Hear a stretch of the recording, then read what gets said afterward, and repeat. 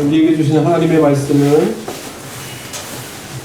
요한복음 2장 13절에서 19절까지의 말씀입니다.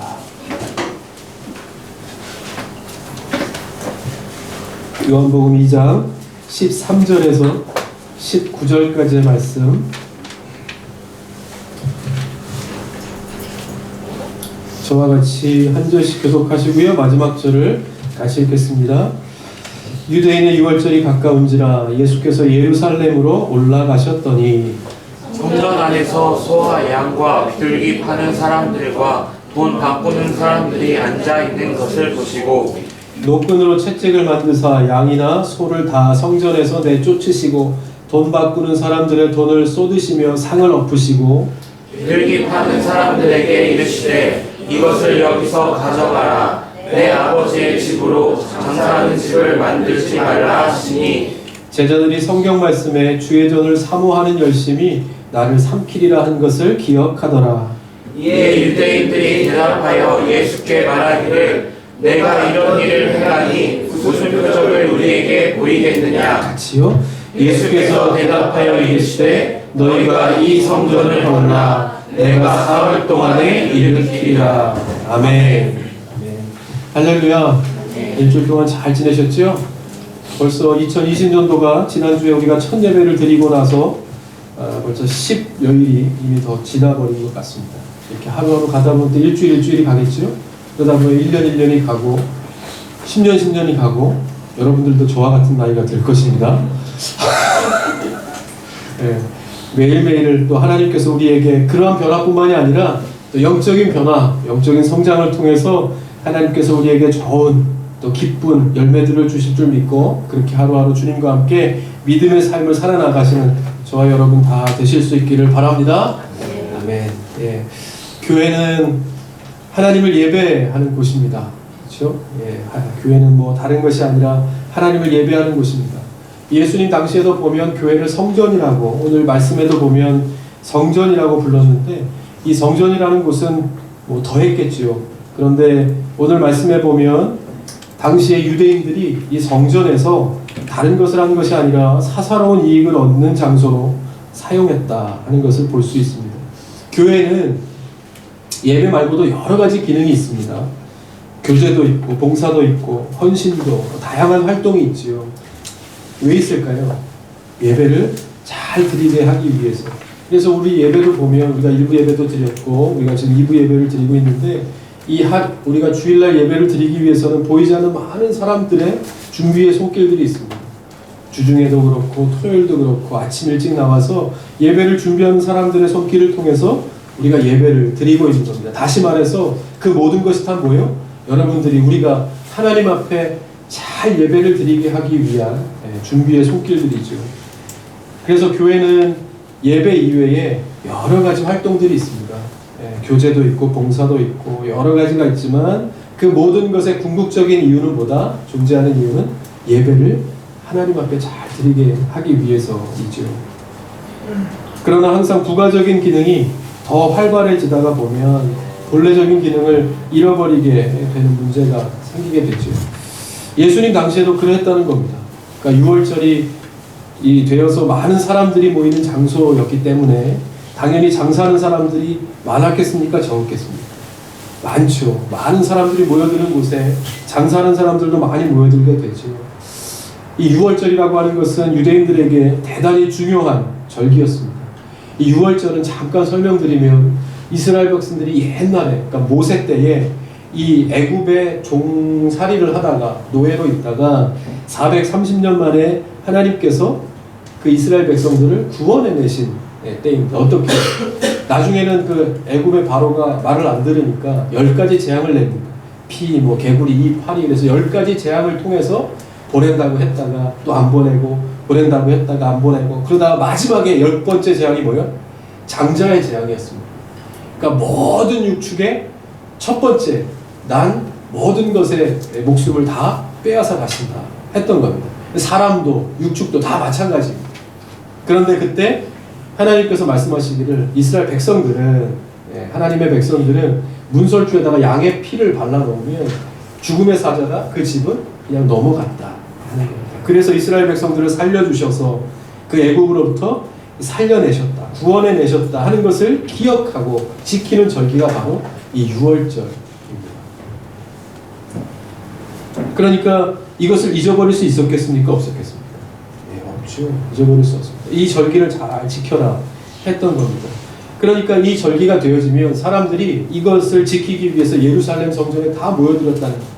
그러니까 전국 방방곡곡에서도 다 이 절기를 지키지만 특별히 모든 사람들이 이 중앙성전인 예루살렘에 와서 이 축제를 즐기려고 다 노력했겠죠. 그러니까 모든 사람들이 다 모여들어서 북새통을 이루고 그러니까 제사로 드릴 소나 양이나 비둘기는 물론이고 많은 먹거리들이 있었겠다 하는 것을 알 수 있습니다.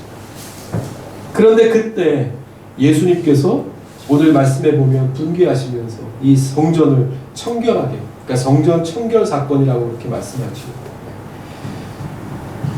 그 일을 이렇게 행하십니다.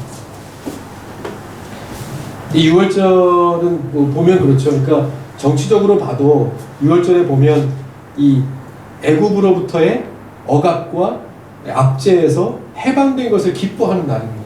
그러니까 이 유월절이 나중에 와서 이 유월절을 지킬 때 어떻겠습니까? 사람들이 옛날에 우리가 노예 생활을 할 때서부터 그 자유를 얻은 것에 대한 기쁨을 막 표현하는 건데 갑자기 예수라는 사람이 나타나서 많은 사람들이 이렇게 따라다니니까 성경에 보면 유월절과 예수님께서 죽으시고 다시 사신 그 시기가 비슷합니다. 그래서 예수님이 12제자와 함께 마지막 만찬을 하실 때 말씀을 보면 유월절이라고 그렇게 나오죠.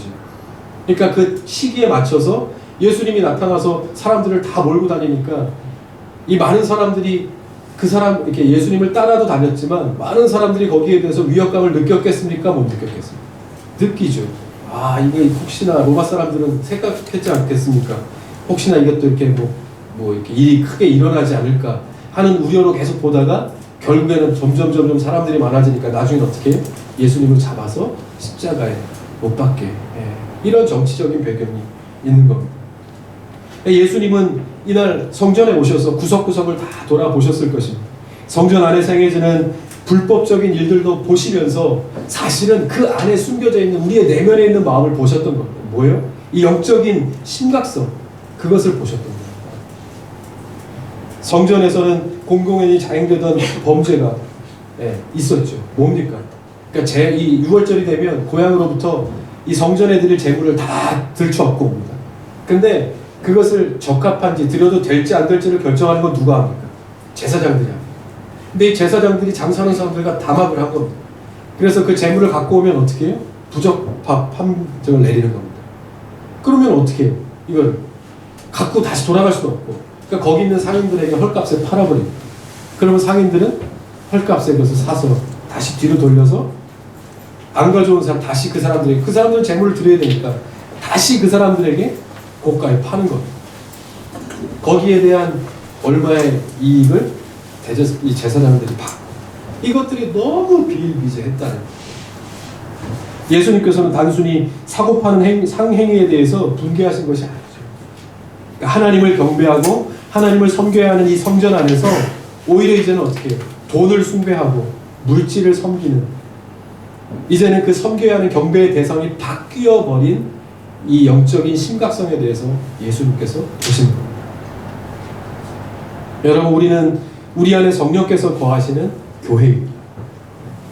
우리 주님께서는 우리가 성전을 깨끗하게 해야 할 이유에 대해서 이렇게 말씀하십니다. 고린도전서 3장 16절에 너희는 너희가 하나님의 성전인 것과 하나님의 성령이 너희 안에 계시는 것을 알지 못하느냐 말씀하시면서 이어서 누구든지 하나님의 성전을 더럽히면 하나님이 그 사람을 멸하시리라. 하나님의 성전은 거룩하니 너희도 거룩하니라.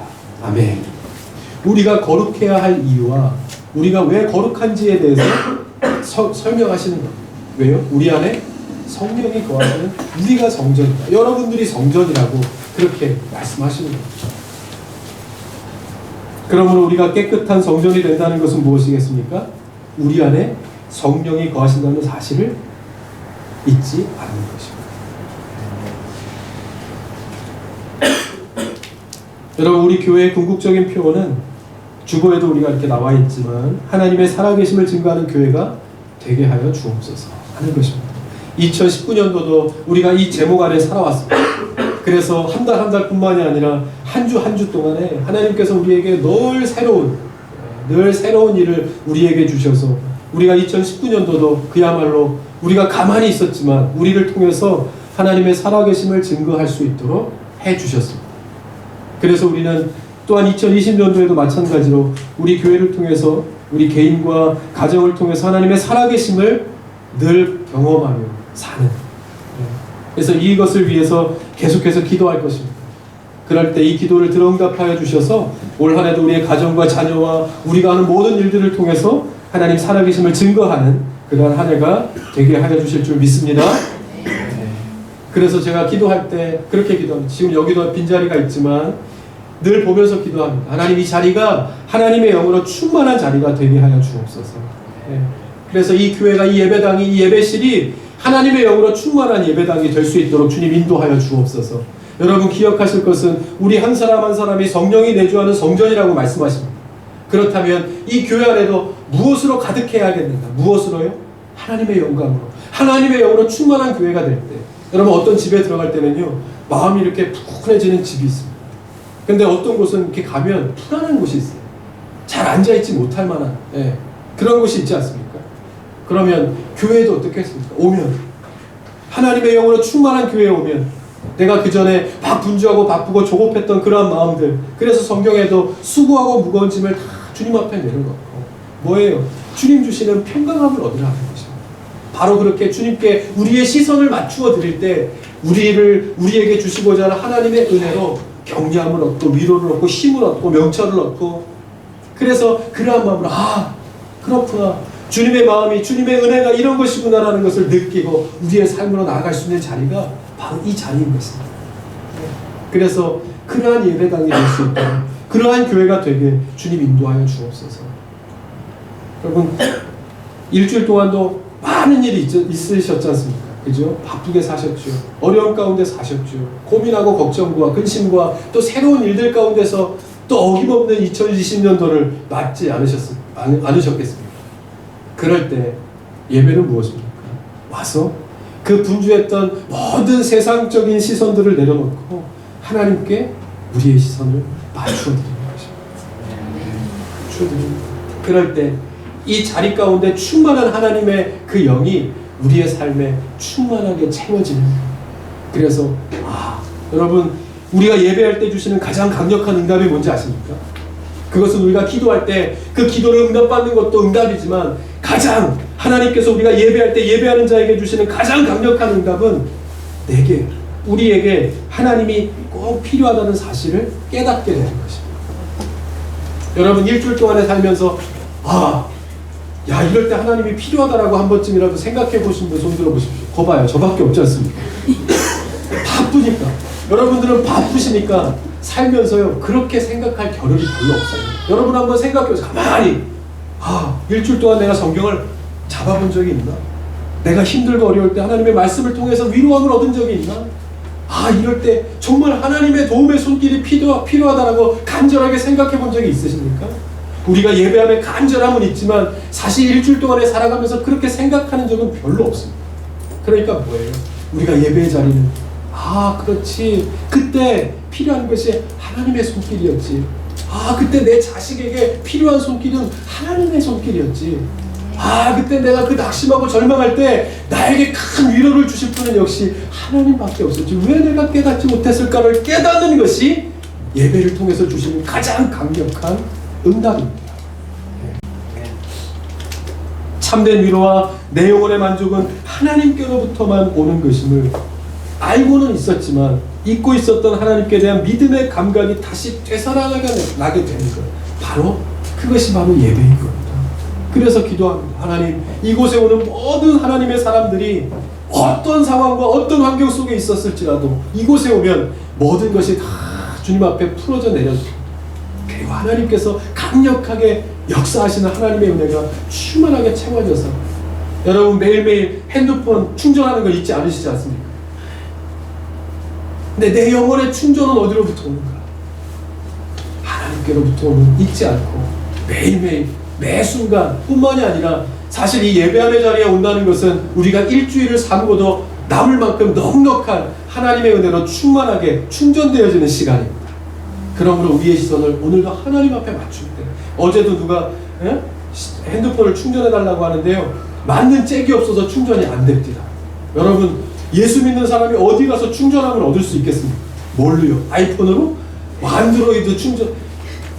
오직 하나님께서 주시는 말씀의 잭으로만 우리를 충전케 할 수 있다는 사실을 잊지 않아요. 그러한 마음으로 오늘 예배를 드릴 때 분명 우리의 심령을 만드시는 주님의 손길을 발견하게 될 줄 믿습니다. 네. 어떤 분이 그러시더라고요.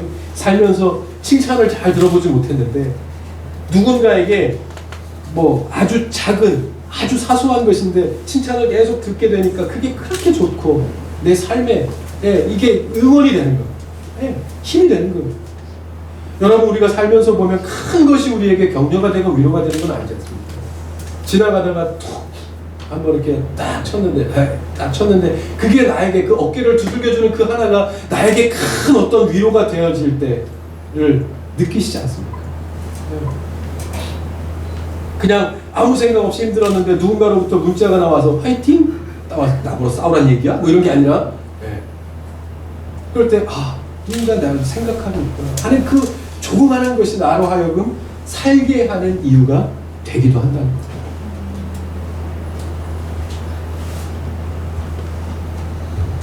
저는 우리 교회가 그런 교회가 될 수 있었으면 좋겠습니다. 서로가 그렇게 위안이 되고 서로가 복음으로 인해서 내 삶의 존재의 이유를 발견하게 되고 하나님을 발견함으로 내 삶의 정체성을 발견하여 다시 한번 우리의 삶으로 나아갈 수 있는 그러한 자리가 이 예배의 자리, 그러한 예배가 드려지는 우리 예람들 교회가 될 수 있기를 주님의 이름으로 간절히 축복드립니다.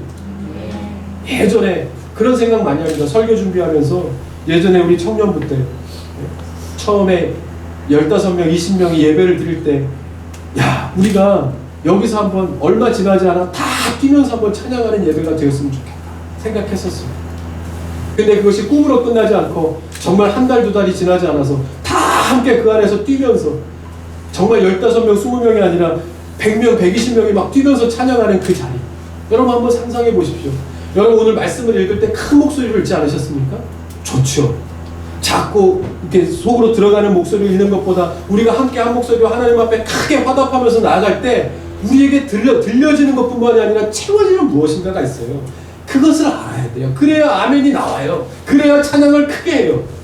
그것이 없으면, 그것을 경험해보지 못하면 말씀 읽을 때 딴 생각하는데 기도할 때 뭐에 아멘을 해야 되는지 모르는데요. 여러분 한번 금년 안에는 그럼으로 인하여 한번 크게 아멘도 하시고 찬양도 하시고 일어나서 찬양도 하시고 혼자 뛰면서 찬양, 아무도 쳐다보지 않으니까 찬양도 하시고 그렇게 하면서 한번 예배에서 주시는 하나님의 은혜를 한번 만끽해보는 그러한 한 해가 될 수 있기를 주님의 이름으로 간절히 축복드립니다. 우리는 최고의 예배, 최선의 헌신, 그 다음에 최대의 은혜, 최선의 헌신입니다. 최대의 은혜, 최선의 헌신입니다. 무엇이 최고의 예배이겠습니까? 일주일 동안도 하나님의 은혜를 잊지 않고 하나님 앞에 나왔을 때 정말 막 달리다가 결승점에 이렇게 들어온 사람처럼 무장을 해제하고 다시 하나님의 은혜로 충만하며 체험을 받는 그러한 시간. 하나님만이 참된 위로이시고 영혼의 만족자이심을 꼭 기억하고 하나님 앞에 예배할 때 하나님께서는 우리 가운데 그러한 평강으로 꼭 채우실 줄 믿습니다. 우리가 살아가면서 사람과의 관계가 참 중요하죠. 사람과의 관계가 중요한 그 중요한 것만큼이나 이렇게 살다 보면 일이 힘든 경우보다는 그 일을 같이 하는 사람들로 인해서 힘이 들 경우가 더 많았어요. 일은 그냥 하면 됩니다. 그런데 그 일과 연관되어서 만나는 사람, 엮여진 모든 사람들로부터의 관계에서 오는 그 일이 힘들 때가 많죠. 어떤 부흥 강사님이 평생에 이제 부흥 집회를 다녔는데 옛날 분이 한 30, 40년 전에 다닐 때 얼마나 교통도 힘들고 어려웠겠습니까? 그분이 하시는 말씀이 부흥 강사를 하려면 3가지를 잘해야 된대요.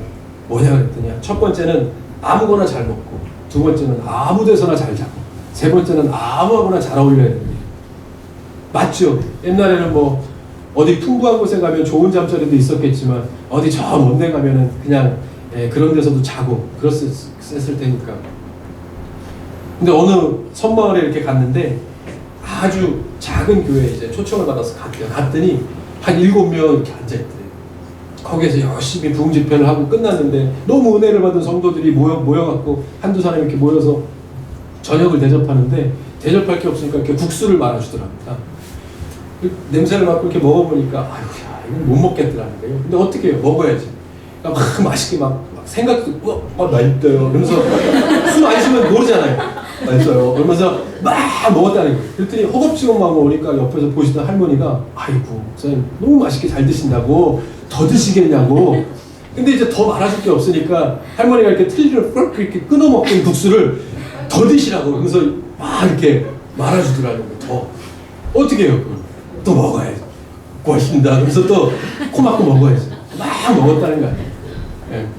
그러면서 일을 하는 거나 사역하는 거나 어디 다니는 거야. 주의 일 하는 건 어려운 것이 아닌데, 주의 일은 어려운 것이 아닌데 사람과의 일이 어렵다. 예. 모든 일이 다 그렇습니다.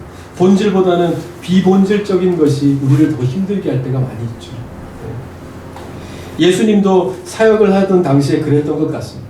사람들로부터 굉장한 어려움을 많이 당하셨습니다. 표적을 행할 때 많은 사람들이 막 쫓아다니기도 했지만 사실 그 사람들이 나중에는 다 예수님을 배반하고 십자가에 못 박는 곳에 손드는 사람들이죠. 예수님은 사람들을 믿었을까요? 믿지 않았을까요? 믿지 않았어요.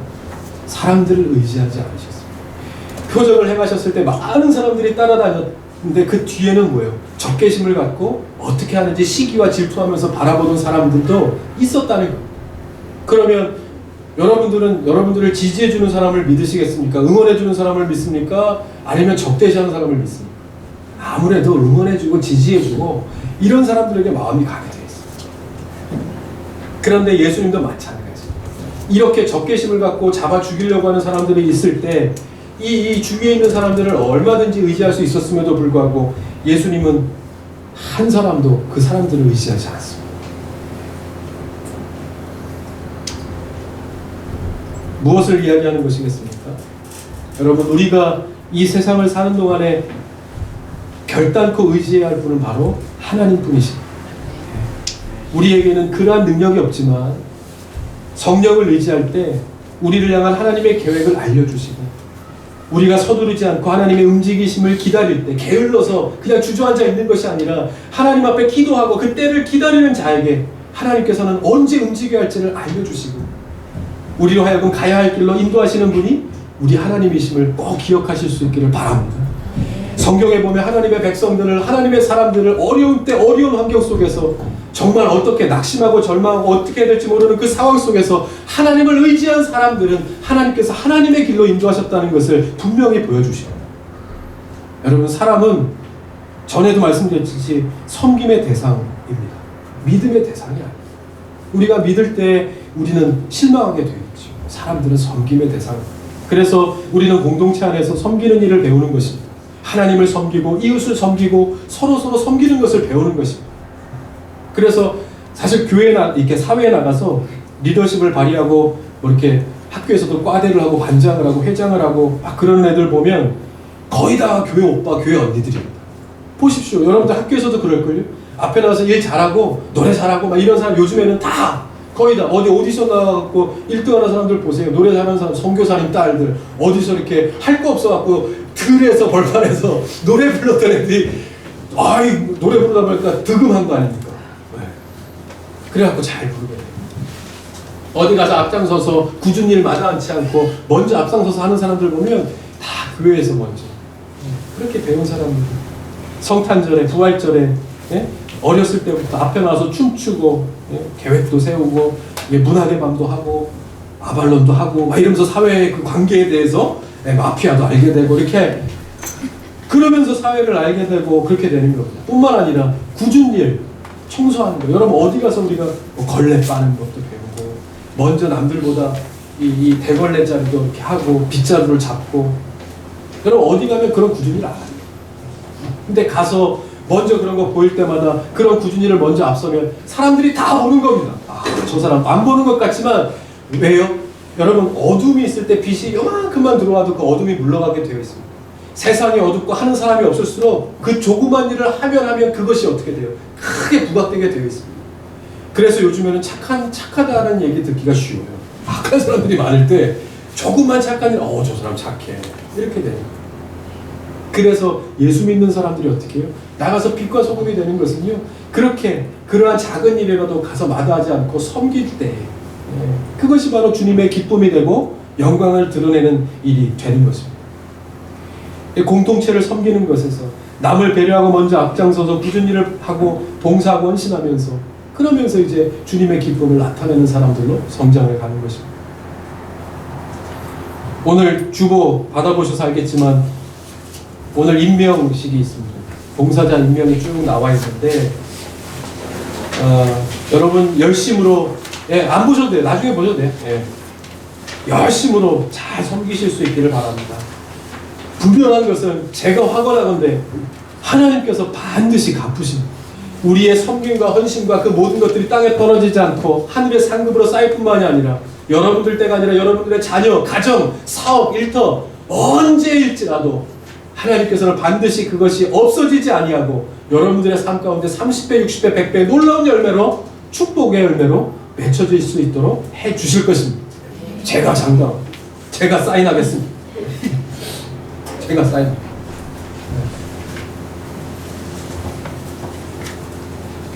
그러므로 우리가 잊지 말아야 할 것은 뭐요? 우리의 믿음의 대상은 하나님입니다. 따라하십시다. 우리의 믿음의 대상은 하나님입니다. 하나님. 예. 오늘 말씀에도 사람들이 처음에는 하나님을 예배하기 위해 필요했던 것들이 나중에는 그것이 예배의 대상이 됩니다. 하나님을 예배하기 위해서 열심으로 준비했던 이것이 하나님을 옮겨가는 데 없고 이것이 예배의 대상이 되어버리는, 거기에 대해서 예수님께서 분개하신 겁니다. 화가 나신 겁니다. 하나님을 옮겨가는 데 없고, 장사하는 자리가, 장사하여 들어오는 돈이 예배의 대상이 된 것입니다. 여러분, 교회는 하나님을 예배하는 곳입니다. 맞지요? 하나님을 예배하는 곳입니다. 하나님을 아는 사람들이 하나님을 예배할 수 있으니까 교회는 하나님을 만나는 장소가 되어야 합니다. 오늘 이곳에 오신 여러분들이 저만 만날 뿐만이 아니라 우리 안에 계신 하나님을 만나고 가는 저와 여러분 되실 수 있기를 바랍니다. 그것이 하나님 기뻐하시는 자리이고 기뻐하시는 예배입니다. 그래서 기도하는 겁니다. 이곳에 와서 앉는 순간 세상에 있는 모든 걱정과 근심들은 다 내려놓아지고 먼저 와서 준비하고 계신 하나님의 그 인도하심과 은혜가 우리의 삶 가운데 쫙 젖어들어요. 그래서 다시 살아야 되겠다. 다시 열심히 해야 되겠다. 그래, 여기서 낙심할 건 아니다라고 하는 힘과 용기와 명철과 은혜를 얻고 우리의 삶으로 나아가는 자리가 이 예배의 자리, 바로 이 자리인 것입니다. 그러므로 여러분, 우리가 하나님의 살아계심을 증거한다는 것, 즉 하나님을 기쁘시게 하기 위해 해야 할 것은 다른 것이 아닙니다. 뭘까요? 예배를 잘 드리는 것입니다. 이 자리에서 하나님을 꼭 만나고 가는 것입니다. 예배 시간에 늦지 않을 뿐만이 아니라 예배에 빠지지 않고 마음과 뜻과 정성을 다해 하나님 앞에 예배하는 것입니다. 여러분, 저도 마찬가지. 여러분, 제가 예배 안 늦어본 적이 없는 사람이지 않습니까? 따져보면 제가 더 여러분들보다 빠진 적이나 늦어본 적이 더 많은 사람이지 않겠습니까? 그래서 우리가 다 같이 2020년도 이때는 우리 하나님 앞에 온전한 예배자로 잘 서게 되어지는 그런 한 해가 될 수 있기를, 우리 한번 하나님 앞에 약속하는 이 시간 될 수 있기를 바랍니다. 그렇게 해서 1년 후에 어떻게 하나님께서 우리에게 더 크신 일들을 행하신 한 해였는가를 돌아보면서 하나님 앞에 감사할 수 있는 그러한 한 해가 될 수 있는 것입니다. 말씀드린 것처럼 2020년도를 시작한 지 벌써 12일이 되었습니다. 하나님께서는 벌써 이제 일을 시작해 나가고 계신다는 것을 느낍니다. 잠시 숨을 고르고 지난해 9월에 이제 간증을 하고 우리 연말에는 주님 오심을 기뻐하는 성탄절의 축제의 기간을 잘 지내고 또 연초를 시작하면서 잠시 숨을 고를 기간을 우리에게 허락하시고 이제는 다시 움직이고 나아가야 할 때입니다. 여기가 좋사오니 광야에 머물 것이 아니라 하나님께서 약속하신 가나안 땅을 향하여 계속해서 가야 한다라고 우리의 등을 떠미시는 하나님의 손길을 느낍니다. 여러분들은 안 그러십니까? 쉬고 거기에서 멈추는 것이 아니라 더 새로운 곳으로 가게 하시는 것이 하나님의 뜻인 것을 믿을 때 우리는 그곳에서도 하나님의 기쁨이 되어야 하는 과제를 우리에게 이미 주신 겁니다. 어떻게 해야 되겠는가? 뭐요? 하나님을 예배하고 하나님을 잊지 않고 하나님께 시선을 주는 것입니다. 그러면 그곳에서 어떠한 것일지라도 하나님께서 하실 겁니다. 나를 통해서 하나님께서 하실 것입니다. 가정이든 직장이든 어떠한 무거운 어떠한 어려운 상황에 있을지라도 내가 하나님께 시선을 맞추고 주님 기뻐하시는 영광의 자리에 서기를 원하는 사람이라고 하면 그 사람을 통해서 하나님께서 놀라운 일들을 행하실 줄 믿습니다. 그때 우리가 잊지 말아야 할 것이 있습니다. 뭐요? 지금까지 우리에게 행하신 일들을 잊지 않는 것. 하나님께서 행하실 것을 잊지 않는 겁니다. 내 안에 성령이 계시는 내가 성전이라는 사실을 어디 가든지 잊지 않는 것입니다. 성전은 뭐요? 예배하는 사람들을 통해서 하나님을 만나는 거, 하나님을 예배하는 자리입니다. 그러면 우리가 해야 될 것은 무엇이겠습니까? 하나님이 우리가 성전이라고 하실 때 우리가 하나님으로부터 가장 기뻐하다라고 말씀하실 수 있는 일은 무엇이겠습니까? 명확한 것이죠. 여러분, 우리가 지난 한 해 하나님께서 많은 일들을 행하셨다고 했습니다. 다 기억하십니까? 잊지 않겠다라고 했지만 잊을 수밖에 없죠. 잊을 수밖에 없어요. 이스라엘 백성들도 그랬습니다. 아까 6월절을 이야기했지만 6월절은 뭐예요?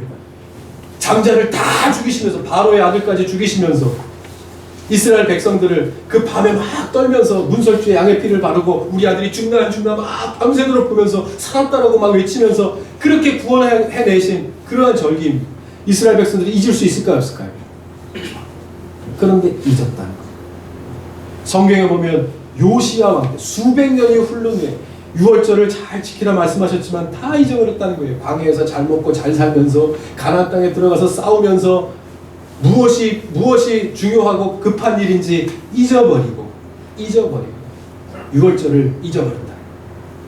그리고 수백 년을 잊어버리고 살다가 요시야 왕 때 와서 요시야 왕이 이제 6월절을 잘 지켜야 한다. 그래야 복받는 민족이 될 수 있다라고 그렇게 아예 공언 이제 선포를 합니다. 그래서 그때부터 6월절을 지내게 되는 거죠. 우리는 잊어버리게 되어 있습니다. 하나님께서 이스라엘 백성들에게 잊지 말라고 여호와 하나님께서 어떻게 인도하셨는가를 잊지 말라고 말씀하신 것과 같이 우리도 잊지 말아야 합니다. 하나님께서 우리를 어떻게 인도하셨고 이제 또 그것이 기대와 소망이 되어져서 어떻게 인도하실 것인가에 대한 우리가 하나님의 성전인 것을 잊지 않을 때 우리를 통해서 하나님께서 놀라운 일들을 금년 한 해에도 이루어 가실 것을 꼭 믿으실 수 있기를 바랍니다. 네.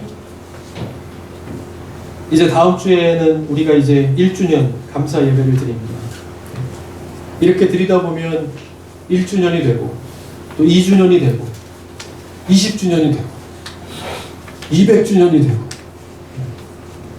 그렇게 될 때까지 잊지 않고 하나님 기뻐하시는 교회로 세워져가는 우리 예람들 교회, 우리 예람들 성도들 다 되실 수 있기를.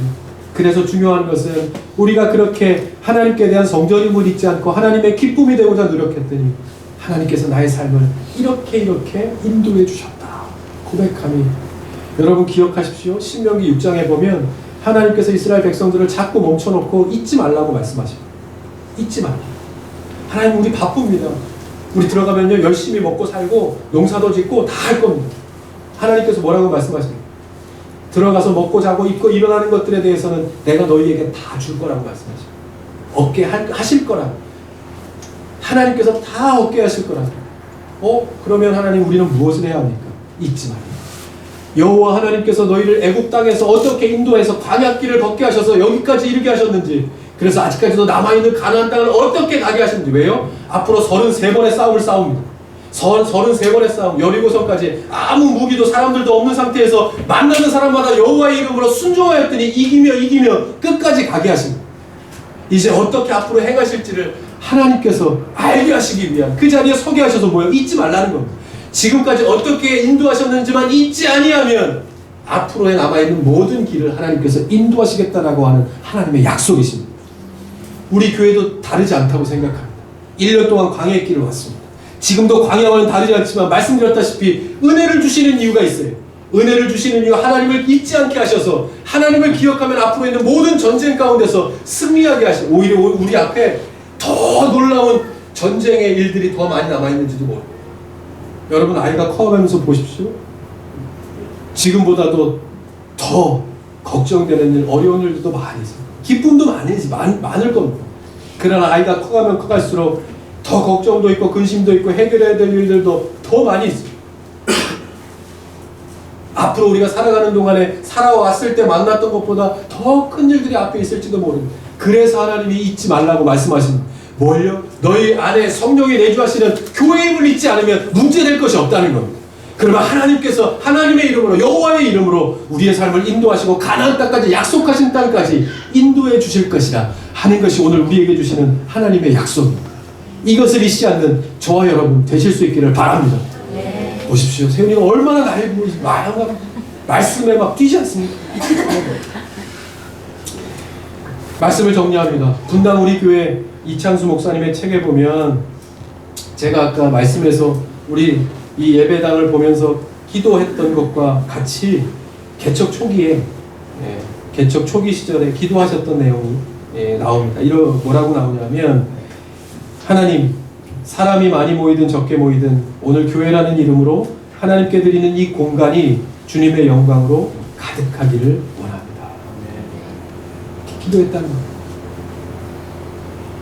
아무도 없는 그 예배당에 새벽에 앉아서 혼자 기도하면서 누가 올지 모르는 그 상황 속에서 혼자 앉아 며칠을 지나면서 목사님이 기도하셨다는 거야. 이곳에 사람이 많이 모이고 많은 사람들이 꽉 찬 교회가 되게 해주십시오라고 기도하지 않고 무엇이요? 하나님의 영광이 하나님의 영이 충만한 교회가 되게 하여 주셔서 우리 교회를 통해서 하시는 일은 사람이 하는 것이 아니라 하나님이 하시는 거니까 하나님이 행하실 교회니까 하나님이 붙드시면 하나님께서 이루실 목적대로 이루어 가실 것이니까 그 하나님의 영광으로 가득한 교회가 되게 하여 주옵소서 기도했다는 것입니다. 여러분 이 시대에 보면 큰 교회가 어려움을 당하게 하시고 큰 교회뿐만이 아니라 이 시대의 교회가 어려움을 당하는 시대 그렇게 하시는 이유가 분명히 있을 것입니다. 아무리 어려움을 당해도 견고하게 말씀 위에 든든하게 세워진 교회 하나님을 꼭 붙들고 있는 견고한 교회는 흔들림이 없을 것입니다. 목적을 잃어버리지 않고 궁극적인 목적, 비본질적인 것에 흔들리는 것이 아니라 본질적인 것에 무게감을 두고 가는 교회는 흔들림이 없을 것입니다. 그런 교회들을 찾으시고 이제는 그런 교회를 통해 마지막 하나님의 사명을 감당케 하시기 위함입니다. 그래서 찾고 계신 겁니다. 크기가 성도의 수가 문제가 아니라 정말 준비된 예수님의 제자들로 잘 준비되어진 교회에게 하나님께서는 그 일을 반드시 맡겨주실 것입니다. 그때의 택함을 얻는 우리 교회 우리 성도들 다 되실 수 있기를 바랍니다. 이 목사님도 이렇게 기도했던 때와는 달리요 사람들이 많이 모이고 지금은 상황이 완전히 달라졌죠. 분당 우리 교회 사람들이 많이 모이고 교회 규모가 점점 커지게 되면서 다른 어떤 것보다 커진 것은 다름 아닌 변질되어질 위험성이 가장 커졌다는 겁니다. 보면 사람들이 많아지고 그래서 하나님 내 기도를 들어주시고 기뻐하고 일할 일꾼들이 많아지니까 기쁨이 커져가는 것 그 이상의 무언가 더 내 안에 커져가는 것이 있더라는 겁니다. 그것을 하나님 안에서 발견한 것이 무엇이냐 하면 다름 아닌 그러므로 인하여 변질되어질 위험성도 더 커져가다는 겁니다. 성도들이 변질되어 가고 내 자신도 목회자도 변질되어져 가고 교회가 처음에 하나님 앞에 하나님의 영광으로 충만하게 해달라고 기도했던 것이 변질되어져서 다른 업적이나 어떤 열매나 사업의 성과나 이런 것으로 판단하고 결정되어지는 일들이 더 많아지는 것 이것이 우리 교회의 위기가 아닌가 하는 것이었다 하는 것입니다. 그렇게 기도할 때요 그때요 하나님께서 주신 말씀이 있었다는 겁니다. 뭐냐면 갈릴리로 가라 그런 말씀이었다. 갈릴리로 가라. 이 목사 갈릴리로 가라. 사람이 얼마 모이지도 않고 건물도 없고 풍부한 경험도 없어서 답답한 가운데 목회가 어떻게 될지 걱정만 앞섰던 그 시절 의지할 동역자도 없이 홀로 눈물 지으면서 찬양하던 그 갈릴리로 다시 가라. 여러분 왜 갈릴리겠습니까? 이 갈릴리는 성경에 보면 제자들이 예수님을 처음 만난 곳입니다. 처음 만난 곳. 갈릴리로 가라는 것은 무엇이겠습니까?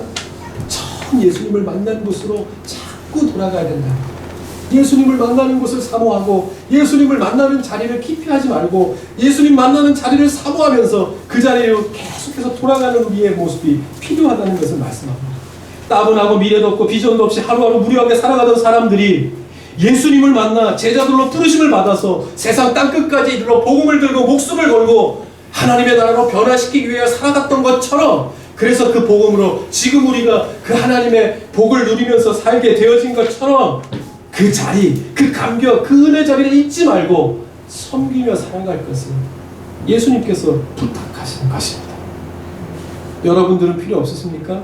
오늘 이 시간 여러분들이 살아가는 매일매일 이 자리, 감격의 자리, 하나님을 만나는 자리가 저와 여러분들에게 필요 없으십니까? 다 이루셨습니까? 계획만 세워놓고 내가 열심히 하면 될 것이라고 허망한 것들을 쫓아서 사는 것이 아니라 하나님께서 말씀하시는 표대를 딱 꽂아놓고 저리로 가라 말씀하시는 하나님의 음성을 들어야 될 때가 지금 이 자리가 아니겠습니까? 살아온 날보다 살아갈 날이 더 많은 사람들에게 있어서는 더더욱이 하나님 앞에 무릎을 꿇고, 하나님 이 자리가 갈릴리입니까? 저 자리가 갈릴리입니까? 내가 하나님을 만나고 하나님을 섬겨야 될 자리가 어디냐고 늘 하나님 앞에 눈물 뿌려보십시오. 하나님께서는 그 사람, 그 성전을 세워주셔서 분명히 하나님께서 우리보다 먼저 가신 그 길로 인도하시사 하나님께서 복된 복음을 전하는 주님의 성전으로 강건하게 세워주실 줄 믿습니다. 여러분의 가정은 어떠십니까? 여러분들의 사업은 어떠십니까? 내 개인적인 마음의 심령의 상태는 어떠십니까? 지금 무엇보다 필요한 것은 내가 하나님의 성전인 것을 기억하고 바로 그곳에 모신 주님을 만나는 갈릴리를 찾고 찾아 주님의 성전으로 강건히 세워지는 그것이 나에게 가장 필요한 때인 것을 기억하고 오늘도 주님을 붙들고 주님 앞에 기도하고 그렇게 주님의 기쁨이 되어 살겠노라 결단하고 우리의 삶으로 나아가는 저와 여러분, 우리 교회 다 될 수 있기를 바랍니다. 아멘. 우리 같이 한번 찬송하십시다. 나 주님의 기쁨 되기 원합니다. 나를 새롭게 하시고 나의 길을 인도하시는 분은 하나님뿐이십니다. 나의 경배를 받으시고 나의 찬양을 받으실 분은 하나님뿐이십니다. 고백하면서 오늘도 말씀하십니다. 갈릴리로 그것은 내 안에 계신 성령을 기억하고 내가 바로 하나님께서 세워놓으신 성전임을 기억하고 내가 있는 곳에서 주님을 예배하고 주님을 만나는 사람 되어 살기를 바라시는 하나님의 고백입니다. 우리 기억하면서 그렇게 주님을 붙들고 살아가는 우리의 삶의 모습을 통해서 우리의 가정이, 우리의 자녀가 내가 하는 모든 일들 통해 하나님의 영광이 충만한 하나님의 영광을 드러내는 삶이 될 수 있도록 주여 붙들어 주시옵소서. 주님 사용하여 주시옵소서. 2020년도 그렇게 하나님의 영광으로 충만한 우리의 삶이 될 수 있도록 도와달라고 우리 같이 그러한 마음, 기도하는 마음으로 같이 한번 찬송하고 기도하십시다. 나 주님의 기쁨 되기 원하네. 내 마음을 새롭게 하소서. 새로 내가 되게 하여 주사. 주님의 빛 비추게 하소서. 비추게 한 번 더 고백하십시다. 나 주님의 기쁨 되기 원하네. 나 주님의 기쁨 되기 원하네. 내 마음을 새롭게 하소서. 새구리가 되게 하여 주사.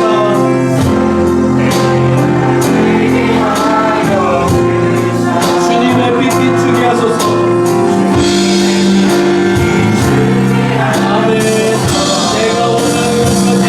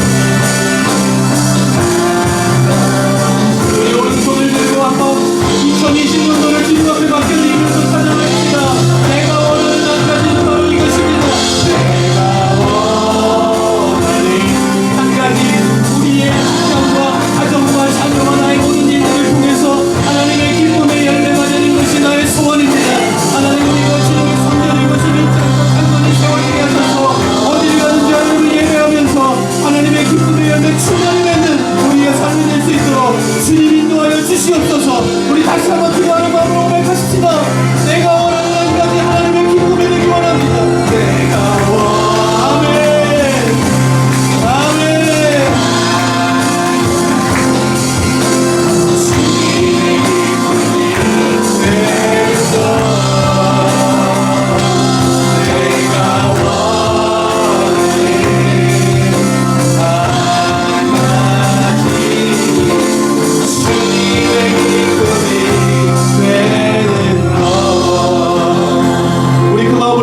기도하십시다. 하나님, 내가 하나님을 기쁘시게 하는 것이 어떻게 하는 것인지 지금은 잘 알지 못하지만 하나님 기도합니다. 내가 주님의 성전인 것을 잊지 않고 오늘도 주님 앞에 예배할 때 하나님 하루하루를 어떻게 살아야 할지, 무엇을 해야 하나님을 기쁘시게 할지 늘 말씀해 주시는 말씀 가운데 귀 기울이는 자가 되게 하실 줄 믿습니다. 하나님, 이 2020년도 한 해를 살아갈 때 무엇보다 내가 성전인 것을 잊지 않고 하나님의 기쁨이 되길 원합니다. 우리의 가정이, 우리의 자녀가 내가 하는 모든 일들과 하나님을 섬기는 것을 어떻게 해야 하나님의 기쁨의 열매가 될 수 있겠습니까? 이미 세워놓으신 하나님의 기대와 소망을 따라 사는 방법과 하나님의 말씀을 듣는 자가 되게 도와주셔서 하나님, 이제서부터 하루하루 주님과 함께 동행하는 삶이 주님의 기쁨의 열매를 맺는 삶이 될 수 있도록 주님 나라와 동행하여 주시옵소서. 우리 같이 한번 두 손 높이 들고요, 우리의 가정을, 우리의 자녀를, 우리의 사업을 다 하나님 앞에 맡겨드리십시다. 나보다 더 좋은 것으로 채워주시는 주님 앞에 맡기고 기도할 때 하나님께서 우리의 삶에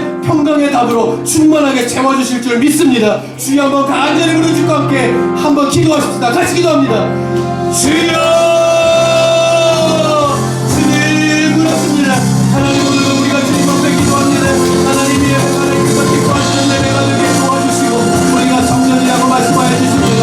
하나님, 오늘도 주님 앞에 하나님 기도하시는 하나님의 기쁨이 되고 하나님 도와주시고 하나님께서 기대를 도와주시고 인도하여 주셔서 하나님께서 충만하게 채워주는 역사가 있게 하여 주시옵소서. 아버지의 은혜를 감사케 하여 주시기 원합니다. 우리의 자녀를 복되게 하시고 우리의 사업을 복되게 하시고 주님 앞에 열심히 드리고 속기도 하나님께서 하십니다. 아버지, 우리의 눈물을 하십니다. 우리의 무릎을 하십니다. 아버지 앞에 기도할 때 주님께서 우리 심령을 만져주시고 더욱더 감동케 해주셔서 아버지 귀한 소리와 사랑을 더할 때 주님의 은혜를 도와주시고 하나님의 사랑을 우리를 통하여 감없이 주시다. 하나님의 사랑을 통하여 그의 감동을 담아낼 수 있도록 기도하여 주옵소서. 이렇게 하나님의 복을 받습니다. 하나님의 내 삶을 수 있도록 주여 인도하여 주시기 바랍니다. 하나님의 말씀을 기도하시고 우리의 삶을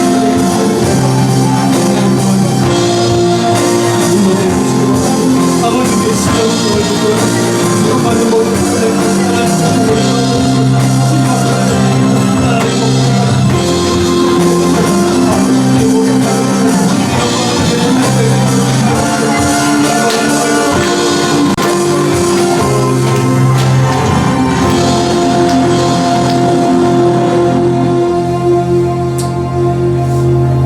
하나님 참 감사합니다.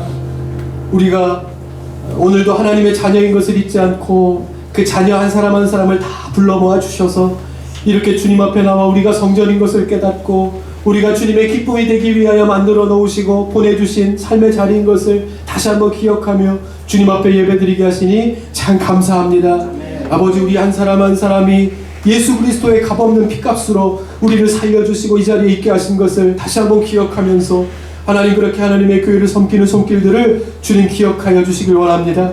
그 손길을 통해서 하나님의 교회가 세워지게 하시고 또 하나님의 영혼들이 세워지는 일에 귀하게 쓰임받는 복된 손길이 되게 하시며 또 하늘의 상급이 쌓여짐을 늘 잊지 않게 하셔서 하나님, 그 손길을 통해 우리의 삶의 가정의 일터에 필요한 모든 것들이 어떤 것인지 하나님께서는 다 아시는 줄 믿습니다. 그것이 그때그때마다 풍족하게 채워지게 하셔서 하나님의 은혜 가운데 산다 고백함이 오늘도 예배하고 돌아가는 백성들의 입술을 통하여 떠나지 않는 고백이 될 수 있도록 주여 인도하여 주시옵소서. 우리가 잊지 않게 하시옵소서. 우리를 인도하셔서 지금까지 이르게 하신 것이 하나님이심을 잊지 않게 하셔서 그렇게 잊지 않는 하나님의 백성들의 고백을 통하여 우리의 삶을 더욱더 풍요롭게 하시고 또 하나님의 평강이 넘쳐 흐르는 삶 가운데서 늘 승리하며 살게 하시는 하나님의 손길 가운데 사는 모든 가정들 되게 하시고 사업이 되게 하시고 직장이 되게 하시고 하나님, 우리의 모든 일거수일투족이 될 수 있도록 인도하여 주셔서 나 혼자 사는 것이 아니라 하나님께서 붙들어 주시는 은혜 가운데 사는 하나님의 자녀인 것을 잊지 않고 어디를 가든지 하나님을 만나고 하나님을 예배하는 일에 귀하게 쓰임받는 하나님의 성도들 다 될 수 있도록 주여 축복하여 주시옵소서. 우리의 자녀들을 축복하여 주시옵소서. 영육간에 강독케 하여 주시고 지난 한 해도 그러하셨던 것처럼 올 한 해 학교를 가든지 유치원을 가든지 어린이집에 있든지 어디에 있든지 하나님께서 눈동자와 같이 지켜주셔서 그 자녀들을 통해서 하나님 살아계심을 늘 증거케 하여 주시며 그렇게 하나님의 복이 자녀들을 통해서 가정 가운데 흘러넘칠 수 있도록 인도하여 주시고 하는 모든 일들을 복되게 하여 주셔서 모자라거나 풍족함이 없지만 늘 그때그때마다 채워주시는 하나님의 손길을 통하여 1년 동안도 하나님의 은혜 가운데 살았다고 고백함이 하나님을 예배하는 자들의 입술을 통하여 떠나지 않는 하나님께 드려지는 고백이 될 수 있도록 주님 인도하여 주시옵소서. 하나님 감사합니다. 오늘도 주님 앞에 나와서 예배하는 자들의 심령을 주님께서 다 하시는 줄 믿습니다. 세상 가운데서 얻을 수 없는 위로와 격려와 칭찬과 힘과 용기와 명철과 믿음과 은혜를 하나님께서 허락하여 주셔서 오늘도 주님께서 다 한다 말씀하여 주시는 주님의 손길 가운데 힘을 얻고 우리의 삶으로 나아갑니다. 하나님께서 어디를 가든지 함께 동행하여 주시고 빛과 소금 되어 하나님의 모든 살아계심을 증거하는 일에 쓰임받는 우리의 복된 삶이 다 될 수 있도록 주님 지켜주시옵소서. 1년 동안도 지켜주신 하나님 앞에 감사하고 감사 예배로 드립니다. 하나님 모든 사람들과 더불어 그 기쁨을 나누게 하시고 주님 오시는 날까지 하나님 주신 모든 목적들을 잘 이룬 일에 쓰임받는 예람들교회 될 수 있도록 주님 축복하여 주옵소서. 이제는 우리 주 예수 그리스도의 은혜와 아버지 하나님의 극진하신 사랑하심과 성령님의 감화감동 역사 충만하심이 오늘도 하나님을 예배합니다. 그 예배함이 우리를 만드신 목적이고 이 위기에 오늘도 하나님께 우리의 시선을 맞추고 예배합니다. 찬양 가운데 임재하여 주시고 또 예배하며 나아가는 성도들과 동행하여 주셔서 어디에 있든지 우리를 통하여 이루시는 주님의 일들 가운데 귀한 열매 맺으며 사는 주님의 백성들 다 될 수 있도록 주님 지켜 주시옵소서. 감사드리오며 예수님의 이름으로 기도드리오며 소원하고 돌아가는 모든 성도들 위해 이제로부터 영원까지 함께 하시옵기를 간절히 축원하옵나이다. 아멘.